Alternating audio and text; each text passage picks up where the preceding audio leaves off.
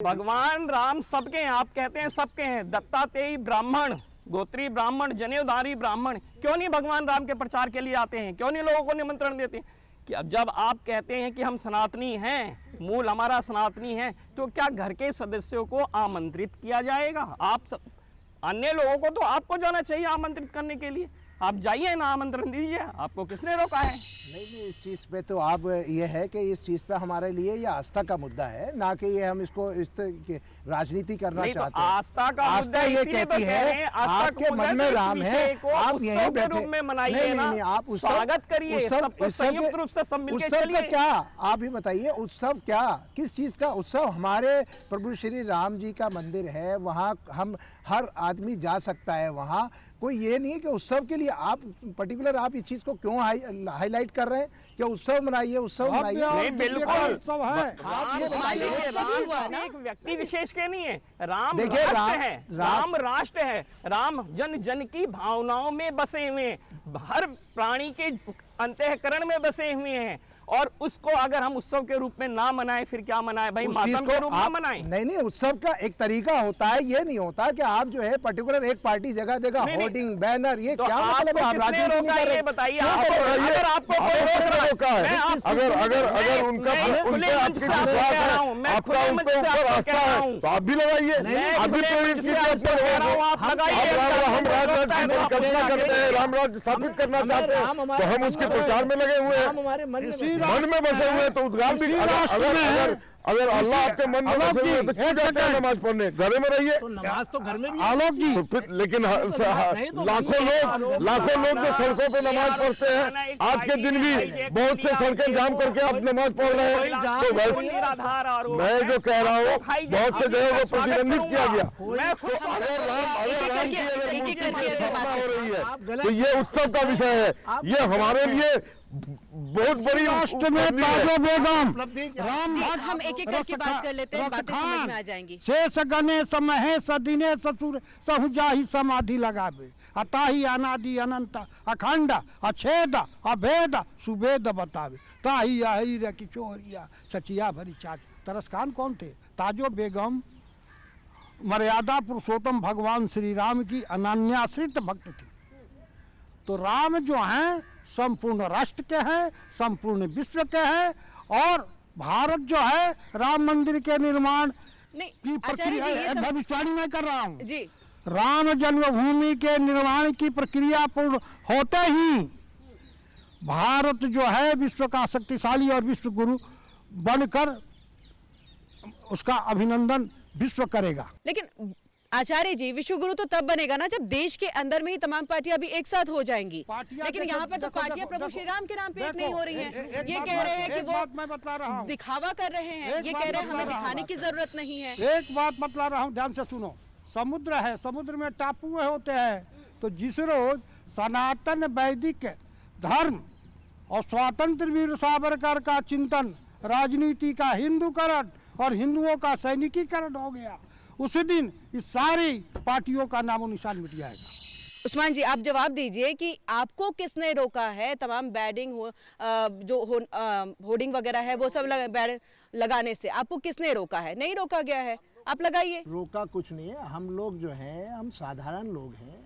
हमने आप देखा ना, राहुल गांधी जी अब ये यात्रा लेके चल रहे हैं, वो कोई ऐसा नहीं है इतना ज़्यादा, उन्होंने अकेले चलते हैं तो पीछे कारवा बन जाता है, उन्हें ज़रूरत नहीं है अपनी कि हाँ भाई ठीक है हमें दिखाना है। हम ये कहते हैं राजनीति अलग, आस्था अलग। अब राजनीति में आस्था को जोड़ोगे तो आप क्या करोगे? आप देश को बांटने की काम कर रहे हो, ये क्या मतलब है? मतलब प्रभु श्री राम के नाम पे आस्था हो रही है, भव्य मंदिर बन रहा है, उत्सव अगर बन रहा है, तो वो आप राजनीति और लोगों को बांटने से कैसे जोड़ सकते हैं? भाई ये वो तो सबके हैं ना, आप अपने अगर कल, क्योंकि एक मस्जिद बनने की भी बात आ चुकी है अयोध्या में, किसने अगर वो बनेगा तो भी हम कह सकते हैं कि किसने रोका है जाने से? आप जाइए, आप वहाँ पर जाके आपके टाइम पर नहीं जाएंगे, अरदास कीजिए, वहाँ जाके स्तुति कीजिए, वहाँ जाके भजन गाइए। किसने रोका है? किसने रोका है? जितेंद्र जी, अपनी बात को रखिए। देखिए, राजनीति सही मायने में विशुद्ध राजनीति तभी है जब वो धर्म की छत्र छाया में हो। वो राजनीति हो ही नहीं सकती जो धर्म के पथ से विमुख हो। जो धर्म को लेकर राजनीति चलती है, सही मायने में राजनीति वही है। तो मैं तो अभिनंदन करता हूँ उस राजनीतिक दल का, वंदन करता हूँ जो समर्पित होकर इस धर्म कार्य में आगे निरंतर बढ़ते जा रहे हैं। आप लोग भी आइए, अपनी भावनाओं को प्रकट कीजिए, सम्मान कीजिए इस उत्सव का, और पूरे देश में जगह जगह आप उत्सव मनाइए। देखिए आपका भी समाज कितना सम्मान करता है, आपका भी कितना सम्मान करता है। चुनाव होता है, जाते हैं ना लोगों के बीच में, तो अगर प्रभु श्री राम के नाम पे जाना हुआ, वो आपकी आस्था आपकी भक्ति का मेन केंद्र है, तो फिर वो क्यों नहीं है? विश्व गुरु की बात करते हैं हमारे आचार्य जी, तो हम ये कहते हैं विश्व गुरु का मतलब ये नहीं है कि खाली हम लोग जो है धर्म के प्रति हम उसको क्रेडिट लेते। अरे आज हमारे यहाँ कितने लोग बेरोजगार हैं, कितने लोग बेरोजगार हैं, कितनी जगह हमारे कितनी प्रॉब्लम है। तेजस्वी यादव की लाइन को आप कह रहे हैं? नहीं, बेरोजगारी क्यों, बेरोजगारी जाते हैं, बेरोजगारी क्यों? तिरुपति जाते हैं। हम दो हमारे बीच विषयांतर हो रहा है। मैं आपको एक बात बता, 1947 में राष्ट्र आज़ाद हुआ, 1949 में रामलला जो हैं वहाँ प्रकट हुए, रामलला जो हैं न्यायालय ने उनको मुक्त कर दिया। 1961 में पंडित नेहरू ने पुनः रामलला को न्यायालय और कटघरे में खड़ा कर दिया, 61 में किया, और 62 में चाइना ने पीठ में छुरा भोंका, और उसके वजह से पक्षघात से उनका देहांत हो गया। तो राम से द्रोह करने वाला बाबर ने मीरबाकी को भेजा, कितने दिन तक शासन में रहा, ये पूरा इतिहास उठाकर देखिए। अरे हमने लड़ाई लड़ी, हम तो ये नहीं कह रहे हैं कि हमको क्यों नहीं बुलाया जा रहा है। ठीक है, जिसको इतिहास तो आप नहीं मिटा सकते हैं, मान लीजिए, लेकिन जिनको बुलाया जा रहा है वो तो जा ही नहीं रहे।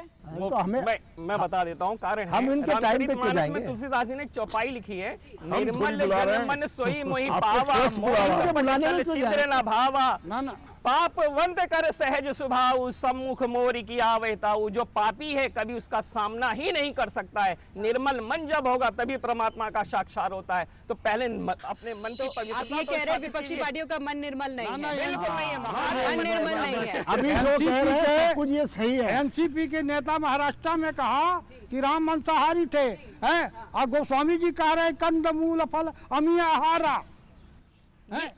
ये कितना अपमानजनक शब्द आलोक जी आपको लग रहा है? मतलब ये सोचे हमारे सनातन धर्म में मांसाहारी होना एक तरह से अच्छा नहीं माना जाता है, उसमें प्रभु श्री राम के साथ उनको जोड़ देना, उनके खान पान को जोड़ना, ये कहाँ तक की राजनीति और कैसी हो रही है राजनीति? अब तक तो आप संसद में हंगामा बिल में चले जाना होता था, अब ऐसी बातें, अब शब्द यहीं तक नहीं सीमित है। ये तो बहुत ही अपमानजनक शब्द का इस्तेमाल किया एनसीपी के नेता ने। एनसीपी को चुनाव में पता लग जाएगा इस बात का, लेकिन यहीं तक ये थोड़ी रुके हैं। सनातन धर्म को क्या क्या नहीं कहा, कोरोना, सनातन धर्म ही नहीं है, हिंदू कोई धर्म ही नहीं है, रामचरितमानस का पन्ना फाड़ना, तरह तरह की अनर्गल बातें करना, सनातन, तो ये सब तो विपक्ष की पार्टियां कर रही हैं। पता नहीं उसको इनसे क्या फायदा मिलने दिखाई दे रहा है, मेरी समझ से तो परे है। सिर्फ एक तुष्टीकरण करने के लिए, वो भी तुष्टीकरण का इनका हम खिलाफ भेज देंगे। अब हम भी मोदी भाईजान की तरफ बढ़ चुके हैं, क्योंकि हमने उनके लिए काम किया है, ठोस काम किया है, धरातल पे उतार के उनको रिलीफ दिया है। वहां से भी जब हमारा वोट आना चालू हो जाएगा, ये कहीं के नहीं रहेंगे। रहा न कोई रोबन हारा, इनके यहाँ कोई रोने वाला भी नहीं बच जाएगा उसके बाद। आचार्य जी आपके पास आऊंगी, जो ये मांसाहारी शब्द का इस्तेमाल यहाँ पर हुआ है, अगर हम अपने राजा महाराजाओं को देखें तो वो शिकार पे जाते थे, शिकार करके लाते तो उसका सेवन भी किया करते थे, ऐसी चीजें। प्रभु श्री राम भी दशरथ, राजा दशरथ जो है उनके बेटे हैं, अगर जोड़ा भी गया है तो क्या ये मतलब इतनी बातें हैं कि इसको लेकर के जो विश्व हिंदू परिषद है या अन्य लोग हैं वो इसको इतना बुरा माने? जितनी निंदा की जाए ये मूर्खता का, और नहीं, अगर हम रामचरितमानस और रामायण से हम जोड़ करके देखें, जो लिखा है रामायणे निगदितम कचिदन्यतोपि स्वांतः सुखाय तुलसी रघुनाथ गाथा भाषा निबंधमति जुलमातनोति। 3 शासकों के समय सनातन हिंदुत्व को बचाने का गोस्वामी तुलसीदास जी ने जो कार्य किया, और उसका प्रमाण भी हुआ। यही लाल किला में हनुमान जी आ गए तुलसीदास को बचाने के लिए, तो ऐतिहासिक प्रमाण है, प्रत्यक्षम किम प्रमाण की आवश्यकता नहीं है। दूसरी बात है, आपको एक हिंदू महासभा का चिंतन क्या है? हम हिंदुओं में जन्मे, हम हिंदू ही रहेंगे। जो देश के हैं दुश्मन, हम उनसे लड़ेंगे। ब्राह्मण नहीं कहो, हमें ठाकुर नहीं कहो, हमें वैश्य न कहो, हमें न शूद्र ही कहो, हमें बौद्ध न कहो, हमें न सिख ही कहो, हमें शैव न कहो, हमें न जैन ही कहो। हम हिंदू भाई भाई मिलके ही रहेंगे। हम हिंदुओं में जन्मे, हम हिंदू ही रहेंगे। भारी विनाश हो चुकी, सीमा भी खत्म है, जो कुछ विशेष बच गया गुरुओं का कर्म है, पूर्वजों का कर्म है। हमारे पूर्वजों ने बलिदान दिया है, तब हमारे माथे पर त्रिपुंड विराज रहा है, सिंह साहब के माथे पर तिलक विराज रहा है। गुरु गोविंद सिंह और शिवाजी महाराज ने जो किया वो नहीं होते तो आज तिलक नहीं होता है। इस राष्ट्र की वेदी में माना आचार्य जी, मान रहे, लेकिन ये जो आप कह रहे हैं हिंदू हैं, हिंदू ही रहते हैं, हम सेक्युलरिज्म को भी तो लेकर के चलते हैं, जिसकी बात कांग्रेस से अन्य पार्टियां भी करती हैं। का मतलब क्या है? सेकुलर का हिंदी का शब्द क्या है, जरा मुझे बताएंगे? मैं थोड़ा अनपढ़ आदमी हूँ इसलिए पूछ रहा हूँ, विद्वान लोग हैं, जरा मुझे बताएं। माननीय प्रधानमंत्री जी कहते हैं सबका साथ सबका विकास, उसका मतलब बता दीजिए आप उसका बता दीजिए। वो क्या है सबका साथ सबका विकास? वो तो हो रहा है, हमने करके दिखाया है। वो क्या हो रहा है? हमने सबका साथ सबका विकास किया है। हमने जितनी भी कल्याणकारी योजनाएं लाई है सबने आपको भागीदारी दी है, सबने भाइयों को भागीदारी दी है। हमारे कचरे करने में बराबर जगह दी जाए, सभी धर्मों को एक बराबर जगह दी जाए। नहीं, जिसका कोई धर्म ना हो, धर्म निरपेक्ष का मतलब है जिसका कोई धर्म ना हो, जिसका कोई धर्म ना हो उसका मतलब होता है विधर्मी। वास्तविकता शब्द ये है। तो आपका मतलब है कि आप बस एक ही धर्म, दूसरे लोग धर्म ही नहीं है उनका? धर्म तो एक ही है, अपोजिशन का धर्म ही नहीं है। धर्म तो केवल एक ही है, सनातन धर्म, बाकी पंथ है। धर्म तो केवल सनातन धर्म। फिर किस लिए आप कहते हैं कि विश्व गुरु बन गए? विश्व गुरु बनने के लिए सबको साथ लेके चलना पड़ेगा। एक ही है, वो है सत्य सनातन धर्म। बाकी दुनिया में कोई धर्म नहीं, केवल पंथ है, केवल पंथ है। उस्मान जी आपके पास हम आएंगे। कांग्रेस की तरफ से मतलब जो निमंत्रण पत्र भेजा गया है उसमें सोनिया गांधी, मल्लिकार्जुन खड़गे, अधीर रंजन चौधरी, इन सबको न्योते भेजे गए हैं, लेकिन अभी भी असमंजस की स्थिति बनी है कि कौन जाएगा या फिर उनके तरफ से कोई जा सकते हैं दूसरे व्यक्ति। आपसे ये कि क्या मुस्लिम तुष्टीकरण की राजनीति यहाँ पर हो रही है? कांग्रेस की तरफ से क्या जा रहा है कि हम तो नहीं जा रहे हैं भाई, हम मुस्लिम्स के साथ हैं 2024 को ध्यान में रखते हुए, क्योंकि एक राजनीति अगर इधर है तो दूसरी उधर भी तो हो रही है। नहीं, ऐसा नहीं है, राजनीति नहीं है। हम सब धर्मों का कांग्रेस पार्टी सम्मान करती है, जिसमें देखिए कि राम को काल्पनिक बताती है। काल्पनिक नहीं बताती है, राम जी सबके मन में है। खड़ा करती है। आप नहीं समझ रहे, आप इस चीज को नहीं समझ रहे, आप उसको ही राजनीति पे ले जाते हैं।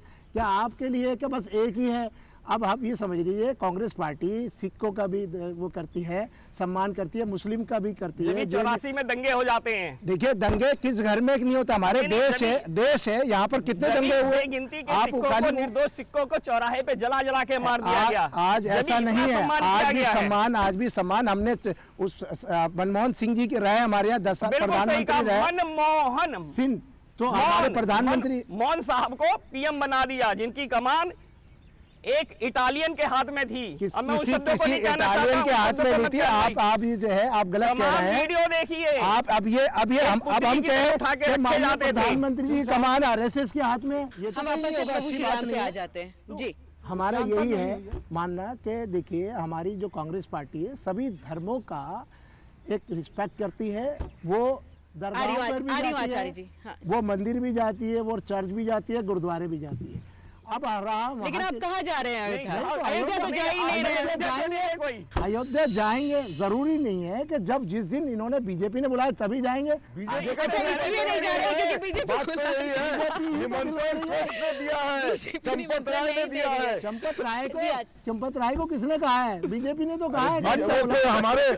हमारे नौकर हैं कि हमने उनको निर्देश दिया। शासन तो जनता के आशीर्वाद से हम शासन कर रहे हैं। उनका तो योगदान रहा है पूरा में। आचार्य जी अपनी बात को रखिए।